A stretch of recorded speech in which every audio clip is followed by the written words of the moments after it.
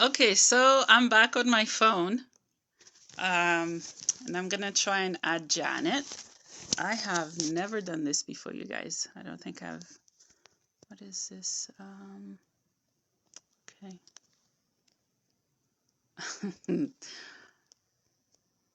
Let's see. I'm just trying to add Janet. Oh my goodness, I am struggling. I hope you guys are doing good. Let's see. I think it might have worked. Let's wait and see. Okay.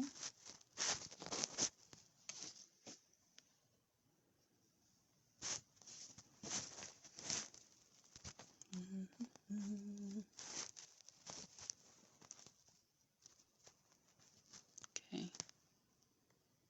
Hi, Janet. Are you able to connect?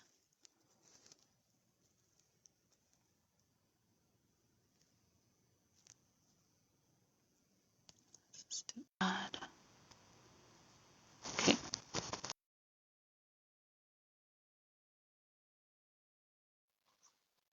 Now I did it. Yay!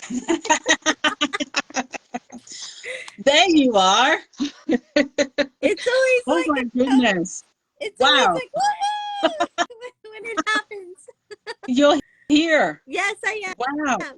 Wow. Welcome. I am struggling today with technology, you guys. I'm so excited that we can make this work. I'm trying to focus my camera and add things where I should. And yeah. So, Janet, why don't you introduce yourself to those who are watching? Hello, I am Janet Shane, and I'm coming to you from Ohio. And I am a wife, mom, business owner of a health business owner and a coach. And I help women over 40 to transform their lives with a mind, body, spirit connection and to help you achieve what's on your heart because we all have different things that fall in our hearts as we grow older. And I want you to know that you're capable of doing any of them. They already exist inside of you, and I want to help you bring them out. Awesome. Thank you for introducing yourself. You guys already know who I am. I'm the one and only Bernadette, and I'm the founder and host of the Unleashing Potentials podcast. And I'm coming to you from Calgary in Canada. And hello to those from around the world. Welcome every single new members. So we'll tell you what we're doing today, you guys, and what we'll continue to do for what a few part series. We haven't specifically decide on how many, but essentially, it's been on my heart to talk about grief and grieving. Not only have I been not part, but I've been in connection with two recent deaths, meaning that the people I know someone who passed, and it all happened. One of them happened just last week at my daughter's school. I won't go into too much details. And then another one last month. And I thought, why not create a few part series of this and bring amazing people like Janet here to connect with me, connect with all of us who are watching and listening to talk about this topic. And this is a book that I've been reading on Grief and Grieving by Elizabeth Kobler. And she is the founder of the 5 stages of grief. I don't know if you've heard of them or not. But throughout those different part series, we're going to be breaking them down and we're going to talk about all of it. All of it. Yeah, yeah, yeah. So, Janet, what are your thoughts and, when it comes to talking about this topic? Um, it's something that I have been going through and trying to transition through since I was 20 years old when I had my major car accident and I almost died. And you know, in that last stage of acceptance, like Mhm. I don't I don't know if I've hit it yet. Like I know I'm getting closer by finding presence and starting to find out who I am authentically, you know, that I'm my spirit and that, but it's it's definitely, there is no timeline on how long it'll take you to go through it, and don't force yourself through it. And there's always support, and you never walk alone. You so much for sharing. And we were just talking earlier, of the how complex grief and grieving can be, and the misconception that at times we as a society have is that there should be a death, someone died. And we at times compare our griefs like it's a competition. And we also are very hard on ourselves when it comes to grief. And we also at times judge others based on the way that they're grieving, when really anyone should grieve how they choose to, as long as it's helping them. Uh, Yes, that's the yeah. key right there, though, in a way that is empowering you and not um wanting the woe me pity party, because the woe me pity party will never ever ever help you, because that's validation from the outside, and it needs to come from the inside out. Yeah, yeah, I agree. So today, to start this series, we thought we would go over the 5 stages of grief. And they are denial, anger, bargaining, depression, and acceptance. First of all, we're gonna define what grief is. The way we define it may not be how you perceive your grief, and that's okay.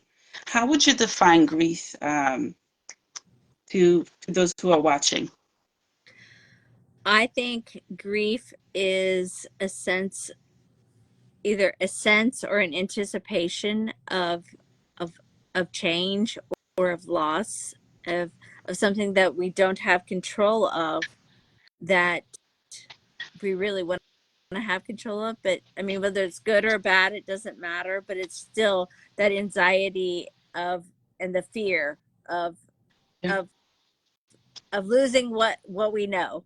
And it's not that it can't be better, but it's just a fear of changing. Yeah. Oh, I love your perspective on that. I agree. And again, in my own words and context and story, there's so many layers of grief. But for me, grief is the absence of love, the absence of faith, and the loss of joy. And definitely when we lose a loved one, when we lose a pet, when we lose a relationship, a friendship, a career. You see what I mean? There's so many aspects and branches to it. I Yeah. didn't even think about all of those, but you're right. Yeah, yeah, and that's why we have to break it down through different weeks and dive deep into details of exactly what we want to focus on. Because it'll be like, oh, grief is grief. Okay, I know what it is, but there are different aspects to it, right? Yes. Yeah, let's tackle the first stages of grief, which is denial. How have you seen denial in your own grief, Janet? And how are you moving from that? I think possibly that denial is the lack of acceptance of the change that is going on, whether it be the loss of a loved one, a loss of a job, a loss of a home, but the denial of your, that you purposely, because of our emotions, because it all usually stems to the emotions, has our walls up and will not let us even like peek over the fence. Yeah, yeah, yeah, I agree. Hi, Shyla. We have Shyla joining us. Welcome, welcome. And I'm so happy for anyone who is watching. Hello, Amy. Thank you so much for being part of this conversation. We are talking about grief and grieving. Please feel free to leave anything in the comment of your experience with grief and how you healed from it or how you are continuing to heal from it. So the first key point we just tackled was denial. Thank you for expressing it, Janet. And for me, denial, we have a hard time accepting that it happened. We can't believe it. We hear that word all the time. I can't believe this person did this. I can't believe this happened. And we just we don't know how to comprehend it. But as in a conversation somewhere in my past, someone says, but can you really not believe it? Mm, Because that's just yourself limiting yourself, because mm, when it's something that you can see or hear or feel, mm, then it's real. But our way of not dealing with it and not accepting it mm, is the denial. yeah. And in your own words, how long do you think that denial loop, how long can we stay in it? I think as long as you're not willing to look at at the change and try to embrace it, you can sit there for a very long time. I mean, in any of the different stages we can Mhm, stay. There's no, like, there really is no like norm. Oh well, between 3 and 6 months you should be able to, oh, then move on to the next one. That just doesn't exist, yeah. because it's up to the individual, and it takes work. And as I'm learning, and I'm sure you're learning, it's work inside. It's not any work outside of us. Mm, And making the time for that is the mm, best gift you can give yourself and your spirit, because your spirit is where you can find the true answers of which how you can move forward without digging down and digging deep and finding the start to find get the peace and the quiet so that you yeah. can resonate. It's really it's really hard. Yeah, I agree. Thank you for sharing. Shyla said, I definitely went through the stages of grief when my grandmother passed away in 2019. Mm. And I want to honor you for acknowledging that you went through it. You're through, my friend. You're still here, and I'm sure it's hard. You've had some hard days, but you're going through it, and that's important. That matters. What else does she said? I agree. Definitely can be the hardest one to try and move from, but you need to put work into moving forward. Absolutely. Nailed it. Yes. Yeah, yeah, nailed it. Yeah. And Janet, you mentioned inside as you were sharing earlier on. And I believe inside is a place we avoid, even though we live there most of the time. I think we move. I think we live outside of ourselves. It's when you get quiet Mm, and you get still. yeah, Meditation or prayer, where you like literally tune out everything and you just go in. yeah, And it's that is it is a skill. It's not something that you can just automatically do. I mean, you yeah, can, but it might last like 2 minutes. yeah. But but it takes time and it takes practice, and give yourself grace. Like, if you can only make 2 minutes, you celebrate yourself for those 2 minutes that you were able to get quiet and to quiet your mind. But to quiet your mind, the best time to do it is upon first rising in the morning, because then nothing is starting yet. And it's one of the best things that you can do for yourself. I have a friend that's been going through a lot, and I told her, I said, I know you don't like meditating, but honey, it will help you. It will help Yeah, you. yeah, Start with yeah, 5 minutes, put a timer for 5 minutes, and don't yeah, and start with breathing. When you start with breath work, it will help you, because then you're counting. The counting thing, like your subconscious mind likes that counting thing. So breathe in while you're breathing in, and then hold it, and then breathe out. And like, I do a 10, 15, 15, but a lot of people like 4, 4, and 4. But you need to find the but I was taught 10, 15, 15. So that's what feels great to me.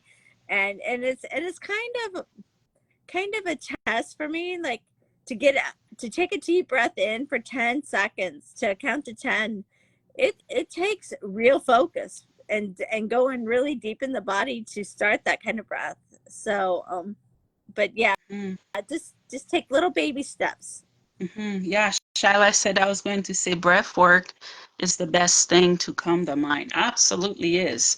And we don't realize the importance of something until we need to use it. Because Yes. for me, I used to say, I'm breathing. what more do I need to do? But I've been meditating for the past 2 years, and I don't even know who this woman is, but I love her, right? Just the work that's being done on a subconscious level. It's just fascinating. Yeah. Yeah, yeah, it's you said something and something resonated, but and then it walked away. So we'll just leave that. Bringing it on. So, ready for number two? Yes. So, we're talking about the 5 stages of grief. So, the first one we just did is denial. The second one is anger. Do you want to touch on that? I'm Oh, here. hi, Jennifer. Is My your battery battery is, dying? yeah, my battery is starting to get low. You So, guys were having a rough go, and I appreciate the support and love from all. um, do. Oh, Oh, well, there, I'm wait, here. hold on. Let me think. Maybe I have a charging cord because I have a charger right here. You just talk and I'll be right back.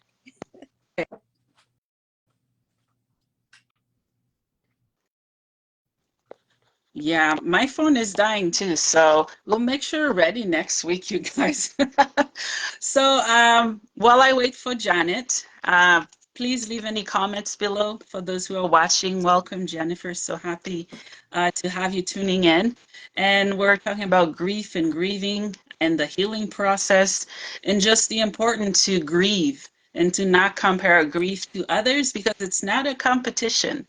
And I think that we should grieve uh, in ways that are important for us versus other people telling us how we should feel pain, how we should not feel pain, because we went through the experience. Oh, she's back. We Give went me through the 1 second. experience. Yeah, I got to plug in. no, Hold on. no worries. It's all good. It's all good. Take your time. Yeah, I am so sorry. it's all life happens. Life happens. So it's all good. Yeah, yeah. So Jack, This is definitely lessons to the future. Okay. yes, it is. Yes, it is. So you're ready to tackle the second stage of grief. I can No, I'm fighting I with a can cord. start Yeah. while you do that. So you guys, second the second stage of grief is anger. And we just feel anger, frustration, disbelief of what happened. It could be, again, in any situation. Anger towards ourselves and towards other people that cause us to have to grieve the way that we grieve. You good, Janet? I think I'm good now. I think. All right. Sorry for that like extra show of like frustration of trying to get like yeah. No worries. It Worries. wasn't simple, but it's all good. But Well, we're all anger is human. a anger is a stage that people like to that is probably very hard for people to get out of because you're just really you get really angry about different things and we can't let it's about letting go Mhm. Yeah. and people we get a program that there's a sense of security with having Mhm. anger because we can justify it. We can justify why we're angry. Yeah. Yeah. Yeah. And I always say this. I think anger can be healthy and unhealthy. Again, it depends on the topic, aspect, the person, the situation. And I think it's so healthy to allow all the toxic emotions that we dwell on, all the emotions we feel, and allow us ourselves to feel angry. Maybe we write a letter to the person who caused us the pain. Maybe we over time forgive them. Who knows? But all of us do it and we do it differently for different reasons. And it's okay. If you've lost a loved one, it's okay to be angry. I'll give you an example. I lost my aunt from breast cancer in 2020, and she died in Haiti. And I was angry that I couldn't be there. Was that in my control when she died, how she died? Absolutely not. Did I feel like crap? Yes. I had to learn to forgive myself. I also lost my adoptive mom to brain tumor and cancer throughout her body. And I was angry for the longest time that she did not wait for me to say goodbye. And was that in my control? Nope. Could I have stopped the spread of the cancer? No, again, right? So it's looking at those different aspects of what we can control and what we cannot control. On Hmm. another hand, what's in our control and what is not. What are your thoughts, Janet? I agree with all of that. And I want to say, writing, when my brother-in-law had passed away shortly after my accident, um, they had they had suggested that we write a letter to him and we could put it in his coat, so he could have it. And I did it, and and I don't even know what I wrote, because that's been a lot of years ago. That's like been a lot of years ago, but it doesn't matter. And then when my mom and my dad passed away, especially my mom, I was like, I need to do that again. It's like, it was, even though I got to say goodbye for my mom, it still just like helped. But I've also learned that when we have those feelings inside of us, it's really hard to identify why they're there. And and are they real? Are they legit? Is there really a reason to be feeling like you're feeling? And so by writing them down, taking the time and writing them out allows, because it takes it outside of you, so that way you can look at it and say, oh my God, what, that's a total lie. Like, that's not the truth. Because you could, like, by writing that out, that you thought that you were really angry with yourself that you couldn't be there. Well, then you could see, well, hello, it was 2020. I couldn't get on a plane. I couldn't go there. I couldn't do this. I couldn't. And then you could start to rationally be able to look at all the components of why you're angry. Yeah, yeah, I agree. And I find with anger, there's different layers to it, and there are definitely different triggers. Someone could Oh, be smiling and you want to knock them out because they smile like someone you knew who passed, someone who abused you or neglect you, whatever it may be, right? And for the longest time, I was petrified to be happy around certain people. Not because I don't deserve to be, I couldn't be happy being around them. It's a choice, I believe. Happiness is a choice. But for some reason, I was triggering them and I did not know why.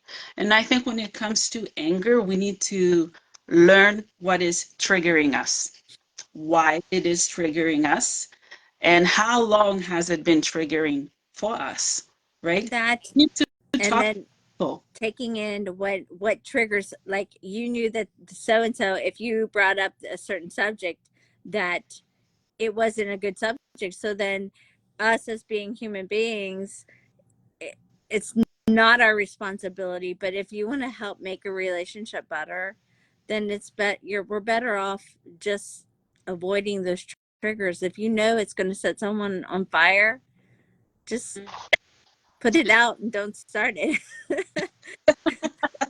Yeah, I love. Journal it. Keep a little journal with you and write it. Go to dismiss yourself to the restroom and just say, I really want to say blah, blah, blah, blah, blah, blah, and Yeah, and get it out of you, so that way it doesn't accidentally come out. And yeah, I yeah. and I will say I'm a work in progress with that. I mean, that is something that I am implementing myself. And I think we can always get better at everything, but I find it very, very helpful. So that's why I want to add it. Yeah, yeah, I agree. So ready for the third key point. Even though Yes. we could stay on anger the whole video, Yeah. that it's like wildfire. It spreads and we don't always contain it, right? So the third stage of grief is bargaining.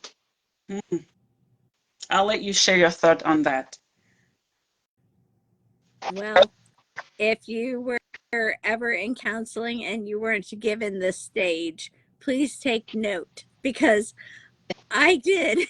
And they didn't give me the stage, at least, or I didn't remember it. Okay. And when I discovered it, like many, like 7 to 10 years later, after the grieving process had started, I was like, oh, so like denying, like, like I didn't think I could ever be happy because I had been through all this, and or you're a miracle, and I would be like, yeah, whatever, I would like just blow it away, and and so it was bargaining, and it wasn't accepting the new role. It's kind of the transition into the next stage of your journey, and we that's where we kind of take bits and pieces of the things that we like and say, oh, but I don't quite want that. Oh, but no, I can't do that one either. that's Yeah, you're right. that's my take on it. Yeah, thank you for sharing. I really appreciate your fresh take on it, your perspective. That's why I love talking to people about many different topics. But thank you. And it's trying to reverse what happened. Again, I did mention knowing what's in our control and not. How can we reverse something that we did not cause to happen? At times we do cause suffering and grief on others, but with the severe cases, like an accident, like obviously there's going to be guilt setting in and fear and shame and all those very toxic emotions that we have to deal with. It's learning that it's not in our control. An example could be knowing that a family member, loved one, or a friend, or even a pet is diagnosed with a tumor or cancer, right? Can we reverse it?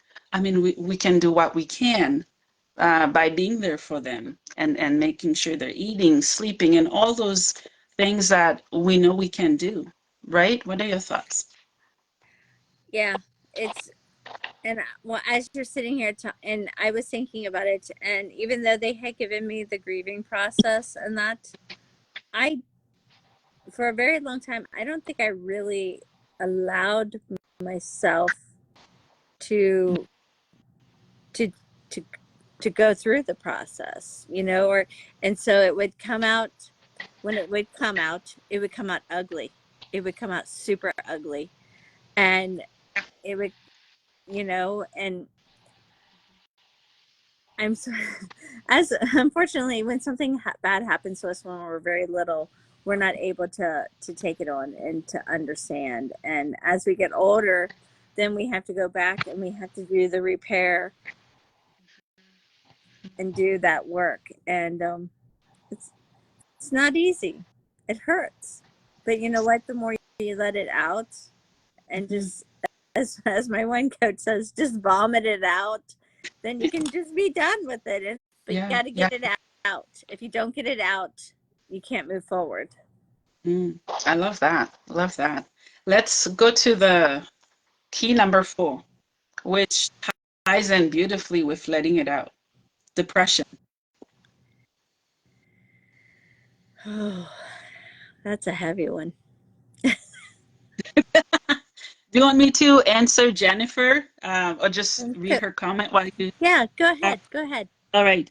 I love having processes to help in transformative healing.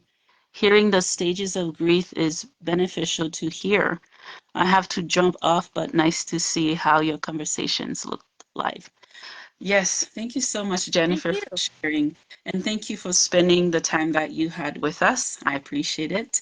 And I look forward to hopefully having you on a live one day. I hope you have a good day. And when we talk depression, it's a real thing. Like and unfortunately in our world today, it's more real than what it's ever been before. And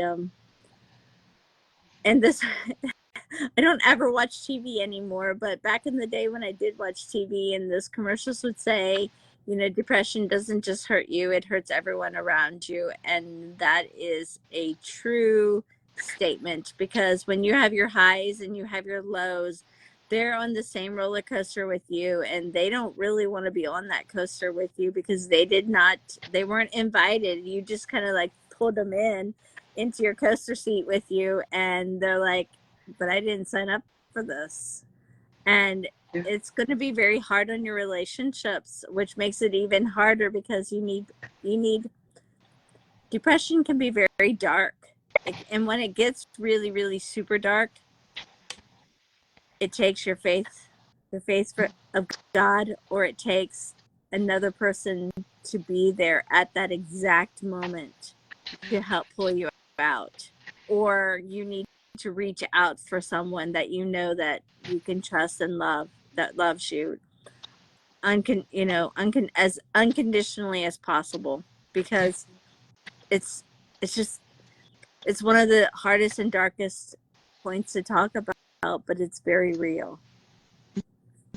Oh, I love you. Thank you so much for sharing. Um, Start with depression, all right? Because I'm diagnosed with chronic depression. I don't know why there's different levels of it. It's the same stuff. There's just different levels of everything. And sometimes depression can fool us in the early stage. We think we feel depressed. We thought we felt depressed. And it's a gradual process, if I may put it that way. It doesn't just boom, it starts, right? It's just a gradual process. And over time, it just get worse and worse and worse. And one of the many things that can cause it to keep growing is us not acknowledging that it exists, which Mm-hmm. me back Yes. now, right? Yes. Yes, very much. And I mean, I went a lot of years because my mom said, "Oh, I didn't, she's not depressed. She's fine, da da da da da." And then we had gotten married, and I wanted to have children, and my husband's like, "I can't take this roller coaster. Like, you don't even realize it because you are in it, but you take me with you, and it's not okay." And so, you know and when I was in college, there was a night that got really dark, and he was there for me, and he sat on me for 2 hours, but then I was fine, and we didn't have to do any intervention. But then we did do intervention, and now I can say I was good. And then when I lost my mother, it started to get a little dark again, but you're a little wiser when it starts to happen the second time.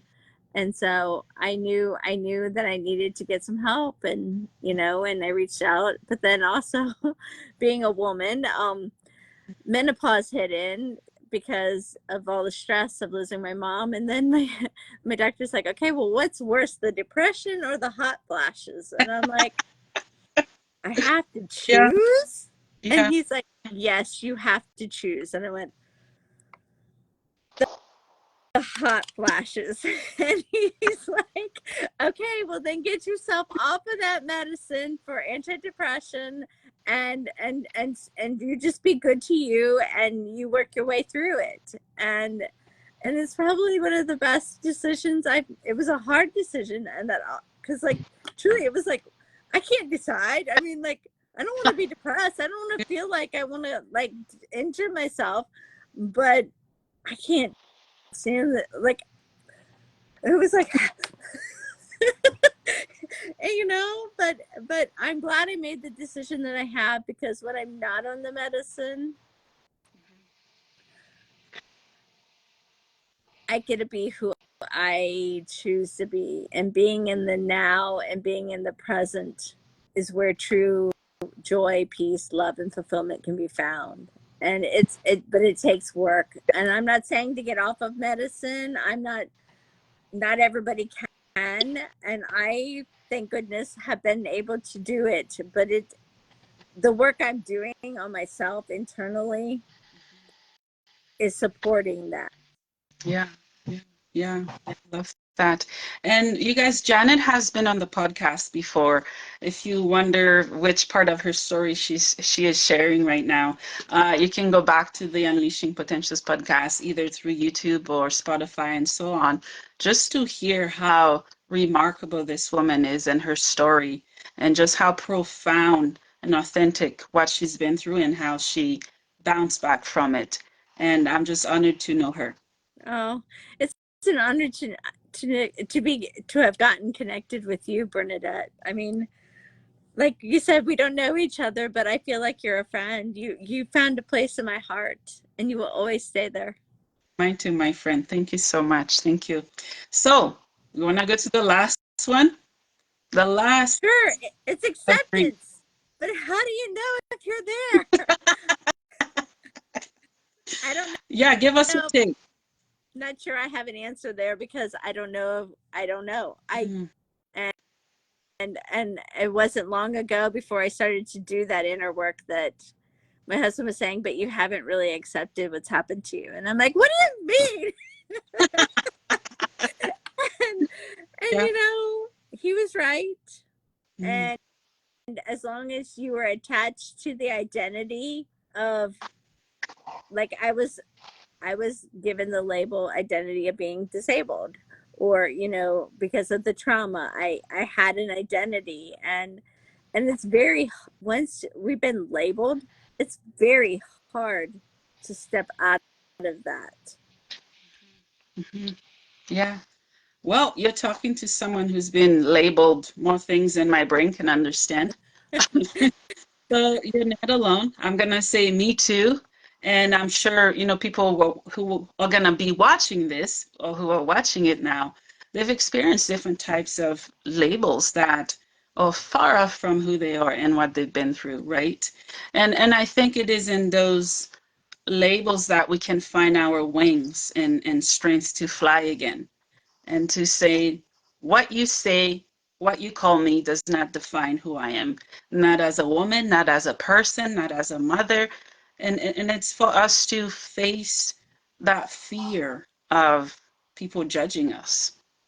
Oh, I'm so over that part. I mean, obviously, it started with ancestral trauma, childhood, and blah, blah, blah, right? With family stuff. And it's suffocating when we feel that we have to live up to parents' expectations, community expectations, and friends' expectations. And then through it all, we're like, where am I? Who am I? What am I? Why am I? Right?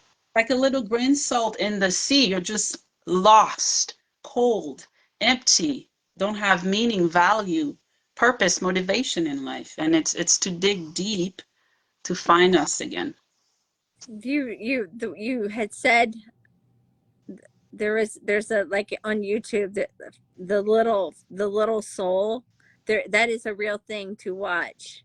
And I think that's the name. I'm not exactly sure, but it talks about, like, how the little soul is going through and searching life, and that, and but just remember that if you've been given a label that you don't want to resonate with, you don't have to keep it. The choice is yours. And your subconscious mind is going to fight you tooth and nail. It's going to go into fight or flight against yourself.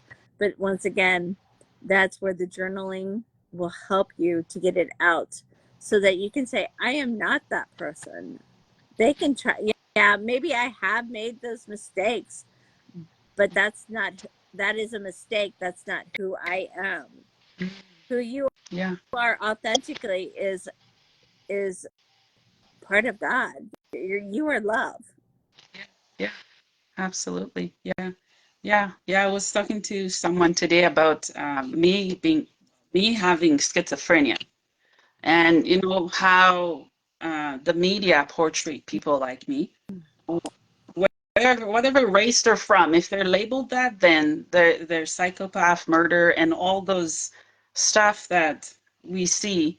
I mean, there are so many good things that are happening in the world. Can you imagine if they put all of that in the news? I I always laugh ask that. because I have thought that exact same. Yeah, can and, you imagine? and my husband and my son are like, yeah, but that would never sell because people don't want that. People thrive on the negative, which is which is like I would love to be the rebellion and say, no, we're gonna have the Good News Network Yes. today. So and so helped their neighbor survive today. So and so helped this mom by picking up her kids, and this mom was part of carpool, and this daughter helped out her parents, or this daughter did, helped her husband, or left a sweet little note for her hubby in his lunchbox, or like, I love corny things like that. Can you imagine, right? Let's talk about grief on a collective level. Example, the pandemic. Mm, All of us were forced to confine ourselves in not normalcy, but unexpected situations. We had to drop everything, be at home, wear masks, or I mean, the things people fought over, don't wear masks. And we were grieving, but at the same time, we were hurting each other in the process of grieving. And we were also connecting collectively together. And there were some pretty cool stuff in the news here and there of how so and so helped so and so. And how so and so didn't have any family, but the community showed up and they yes. were outside and everything. What are your thoughts, Janet? I think the pandemic definitely tried us as a world to our last to and like everything, like when the hurricane hits, you'll have the people that will, sabotage the stores, and then you have the people that will step up. Mm. And just remember that it's always a choice of who do you want to be. And more than anything, be authentic to who you know you are, and don't do something that goes against your values and your beliefs. And during the pandemic, my son was at college and he was forced to come home, and actually he still is living in our basement and has sheets for walls, but he's getting ready to move out. But he hasn't minded, but because then he has his space, and I have a sheet in front of me that like divides off that's my office area. But there's it's the cheap way of making rooms, but hey, it works, and it does put a boundary. And that's how we got through it. And I enjoyed having family meals together, because at that point my boys were in sports and we were running, and we would have family meals, but it wasn't every day. And all of a sudden we got to have them every day again. And being the girl that and the lady that I am and how I grew up, we would pray and then we would have dinner every night. And that is special time. And that I think more problems of the world and in your family and in your lives can be solved around the dining table, because it's a place of that you can come for a common interest and just share who you are and how you're feeling that day. Yeah, and I think like you just shared it earlier, it's a chain reaction. I'm gonna put it that way, because when one hurt, we all hurt, Mhm. which is gonna take into cultural grief. Uh, there are so many ways I could go with this, right? Oh yeah. Uh, yeah, yeah. Do you wanna have a try first? Well, I mean, like we went to Virginia, and like there's a lot of heritage there with the Civil War and different things. And like I don't really get into the like Black Lives Matter. I think all lives matter. Don't kill me for that, but I really believe that everyone is important and everyone is here for a reason if your eyes opened. And to be destroying property and statues, I don't know, I think that's over the top. But that's, I I understand that there are feelings though, and like with the grief, it was their way of acting out and getting attention. And that's part of the grieving process too, is when you act out. It's a cry for help. Yeah, yeah, I agree. Thank you for sharing. I can sense a little hesitation or fear, right? That's all right. And that's what I said too. I said all lives matter because I said that at the time, I'm Black, I'm siding, right? But in reality, I don't see race. I appreciate culture. And you're right. Thank you for If having a beautiful heart like mine, because yeah, I'm always a little teeny tatty too on that, okay? Of that's of all right. saying, but I really believe that I mean, that's talking about the cow that gives you your milk at the grocery store. That's the chicken that lays the egg. I mean, everything is a creature, and all creatures are given by God for a reason. Yeah, yeah. Thank you so much for sharing. I'm glad we touched on this a little bit. Let's talk about conscious grief and unconscious grief. Let's see how to put this. When we are unconscious of something, we may realize that it exists, but we suppress it. When we're conscious of something, it's on the surface. Example, unconscious grief, I still feel sad about what I couldn't do to help my aunt or my mom, etc. The conscious grief is that I can bring it up and realize that I am hurting and it's okay. I am hurting and it's okay to talk about it. What are your thoughts? Conscious and unconscious. There is a lot going on subconsciously that we're not aware of, just like regular thoughts in the day. It doesn't just have to be about grief. Um, like the negative thoughts, the limiting beliefs that hold you back, the lies that we tell ourselves. Those are the subconscious things. Those are not done consciously. Yeah, yeah, you're right. Yeah. And give yourself grace, but Mm, but write it out so then you can see that it is a lie. When you have those negative thoughts in your mind or coming out of your mouth, that's when we need to stop. And like I said, I'm a work of art in being formed, because I am really good at, like, oh yeah, okay, I observed it. Well, it takes, and observing it and not judging it is one thing, and that does work to a certain level, but you can't truly move through it until you get it out of you and get it on paper in front of you. I agree. We're having so much fun that we have come almost to the end of our time. Okay. This is how delicious this conversation is, and how hopeful and happy and understanding and compassionate healing can be. And when we grieve together, we heal together. There's a process to it, and I enjoy that process. Before we go, we'll touch a little bit on a few things. Sorry, I'm trying to catch up with my brain. It's like, ooh, like slow down. I get it. I get it. I get it. Yeah. In your opinion, and also anyone who's watching, please feel free to comment. And if you're watching this, let's say tomorrow during the week, we'll read your comments and add them to the conversation. What are some misconceptions that you've noticed or seen when it comes to grief and grieving? That people think that there is a timeline, and that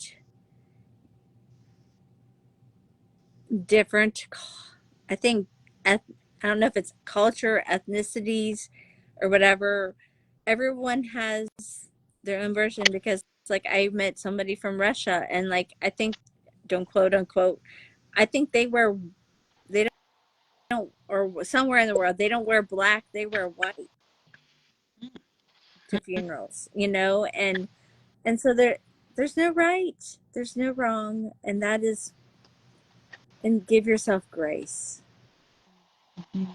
And Yeah, if you can't give yourself grace, then ask God, the universe, whatever you believe in, to help you to give yourself some grace and some time. And in the realm of the world, that time will be very short compared to eternity.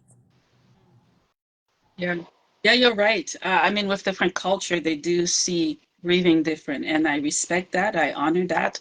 I appreciate that. What we're essentially saying is realize what's suppressing and hindering and hurting us, right? And yeah, in some culture, you wear very colorful wardrobes. to attend because they want to celebrate the life that that person lived, their memories, the profound um, sense of meaning or longing or whatever they left behind. They want that to be seen and celebrated. And on other cultures, you were just black. You Mhm. don't have clothes, white clothes on, right? And others, it's vice versa, right? It's just what works for others may not work for us, and that's okay, And right? some cultures, it is like a timeline. Like for 3 months, they are to wear nothing but whatever their color is. And I just, when I heard that, I was kind of like, but that's not really how it needs to be done. I mean, not that it's right or wrong, but I'm like, that doesn't give you much grace. Mhm. Yeah. Yeah. Um, yeah. Is there any other myths or anything else that's on your heart, Janet, that you would like to leave all of us with? That you just, there's more love in the world than what you allow yourself to see. And if you can't see it, then ask for someone to help you to see the love, because the love is where the light is, and that is where you were meant to be. And it will help you to get through your step to help empower you. Great. Wow. I have loved this conversation so much. I love it. And next week, we won't tell you specifically what we're gonna hit when it comes to grief and grieving because we wanted to shock you in ways that you would least expect because that's how deep and wide this topic is. And it's like a pandemic. We all suffer and struggle sometimes in silence, and that's the worst part. And I can say from experience, when we're hurting, the worst thing to do to go like this, we close our hearts, we shut people off, we shut our friends, family. We just want to be alone. But the more we stay in there, it becomes harder to come out and surface from it. Mm-hmm. Got to come to the surface to breathe. I agree. Yeah. Um, well, I think this brings us to the end of this amazing conversation. So let's say to anyone who's watching this, you would like to join me and Janet next week and have your story and take on grief and message me, message Janet, and we'll fill you in on what we're going to be doing. And we're going to keep having this conversation. So if you would like to be part of the conversation, I'm the platform. Janet is also as well, to hear your heart out and to sit with you in your pain and just to be there with you. Don't even have to talk most of the time. Yeah. It's when we sit with each other. That's what Mm-hmm. counts.